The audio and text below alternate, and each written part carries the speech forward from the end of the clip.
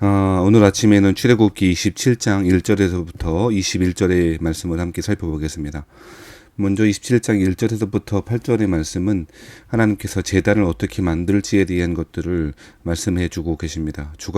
조각목으로 만들고 시딤나무, 아카시아나무로 만들고 거기에다 노수로 그렇게 쌓아서 제단을 만들어야 된다라고 이야기합니다. 길이가 5규빗, 너비가 5규빗, 그리고 높이가 3규빗 이렇게 만들라라고 명령하고 계시고요. 그 네 모퉁이의 뿔을 만들라라고 이야기하고 계십니다. 자, 하늘을 상징하는 성소에서는 주로 금이 사용됐던 것에 비하면 지상을 상징하는, 땅을 상징하는 이 성전 뜰에는 주로 놋이 사용되고 있다라고 하는 것을 주목해 볼 필요도 있는 것 같고요. 이 성경에서 숫자 4, 네모, 이것은 주로 땅을 상징하는 그런 말입니다. 제단은 땅을 상징하는 성전 뜰 가운데 가장 중요한 시설물 아니겠습니까? 그래서 정사각형 모양으로 그렇게 만들게 되어지고요. 각 모퉁이에 세워져 있는 뿔 역시 땅의 네 모퉁이를 상징한다고 볼 수 있을 것입니다. 특이한 것은 요한계시록 7장 1절에 보면 이 땅의 네 모퉁이에 천사가 서 있다라고도 말하고 있죠. 자, 이처럼 제단을 하나님의 규례대로 또 만들라고도 8절에 그렇게 이야기하고 있죠. 산에서 내게 보인 대로 그들이 만들게 하라 라고 하는 이야기를 하고 있습니다. 자, 이어지는 9절부터 19절에는 그 성막의 뜰을 어떻게 만들지에 대해서 이야기하고 있죠. 이 성막의 뜰은 세마포 휘장으로 그렇게 가려져 있었습니다.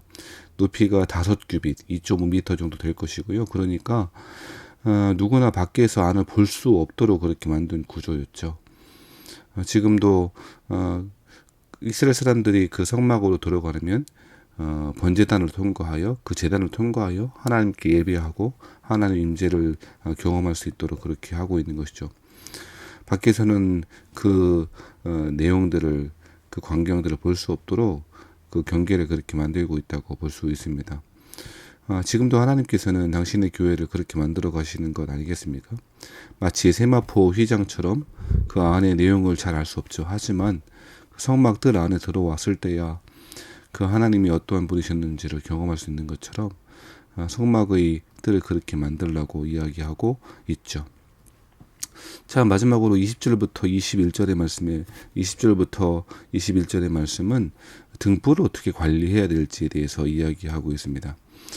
제사장들은 감람으로 짠 순수한 기름을 등불을 위하여 4개를 가져오고 그리고 그 등불이 끊이지 않도록 해라 라고 이야기하고 있습니다.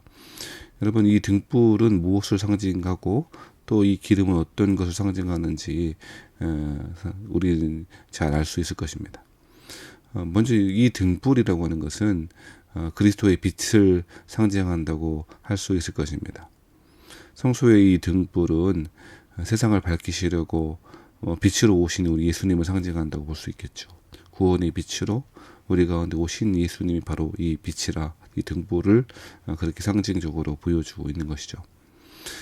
사람들은 죄로 인해서 영적인 어두운 가운데 있습니다. 구원의 길을 볼 수도 없고 사망의 음침한 골짜기를 겪으며 어두움 가운데 살아가고 있는 수많은 사람들에게 우리 예수님은 진리와 생명의 빛을 비추셨죠. 그래서 그리스도인들은 이 빛이신 예수님을 믿음으로 어두움의 자식에서 빛의 자녀가 된 것 아니겠습니까? 예수님은 이처럼 빛으로 오셨고 이 등불은 성소 안의 등불은 그리스도의 빛을 상징한다고 볼 수 있을 것입니다.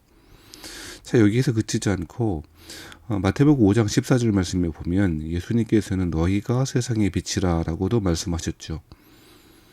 또한 요한복음 9장 5절 말씀에 보면 내가 세상에 있는 동안에는 세상의 빛이요 라고도 말씀하셨습니다.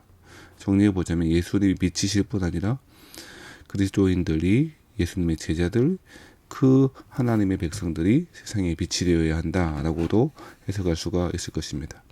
그러므로 성소 안의 등불은 예수님의 빛 그리고 그리스도인들의 빛이라고 해석해도 틀리지 않을 것입니다. 그리스도인들은 어두운 세상을 비치는 그리스도의 빛을 비추는 그런 사명을 가진 사람임을 잊지 말아야 한다는 것입니다. 그리스도인들은 빛이신 예수님을 드러내고 증거하는 사람이 되어야 할 것입니다. 세상 사람들에게 빛을 비추어 하나님의 나라로 인도해 가는 그런 사명을 가진 사람이 그리스도인들이고 그리스도의 제자들이죠. 다니엘 12장 3절 말씀을 아십니까? 많은 사람들을 옳은 길로 구원의 길로 인도하여 내는 사람들은 하늘의 별과 같이 영원토록 빛나리라 라고 하는 약속도 주고 계시지 않습니까? 사랑하시는 성도 여러분, 그리스도의 빛이신 그리스도를 증거해내고 비추는 그 사명들을 우리 교우들도 잘 감당해낼 수 있기를 바랍니다. 그런데 한 가지 더 살펴봐야 될 것은요. 이 빛은 감나무로 짠 순수한 기름을 통해서 빛이 드러나고 있는 것이죠. 그래서 사람들은 이 감나무로 짠 순수한 기름이 성령 하나님을 상징하는 것이다 라고 해석하고 있는 것이죠. 기름이 공급되어야 등불이 꺼지지 않듯이 그리스도인들은 성령 충만함을 유지함으로써 그렇게 할 때에 빛의 사명을 잘 감당할 수가 있는 것이죠. 성령 하나님 우리 안에 계셔서 우리에게 빛이신 그리스도의 말씀을 그리스도를 보여주시고 진리 되신 예수님을 그 말씀 우리에게 가르쳐 주시고 그 말씀 생각나게 해주심으로 말미암아 그 말씀을 통하여 그 예수님을 통하여 이 세상 가운데 빛된 사명을 잘 감당하도록 하시는 것이죠. 그것이 성령 하나님이 우리 가운데 베푸시는 놀라운 은총 아니겠습니까? 사랑하신 성도 여러분, 오늘 본문의 말씀을 통하여 우리가 그리스도의 빛을 비추는 빛의 사명을 가진 하나님의 백성들이며 성령 하나님의 놀라우신 우리를 충만케 하시는 그 기름 부으심, 그 성령의 기름 부으심을 통하여 이 사명을 잘 감당할 수 있다라는 사실을 잘 묵상하고 오늘도 은혜 안에서 승리하시는 저와 여러분 되시기를 바랍니다.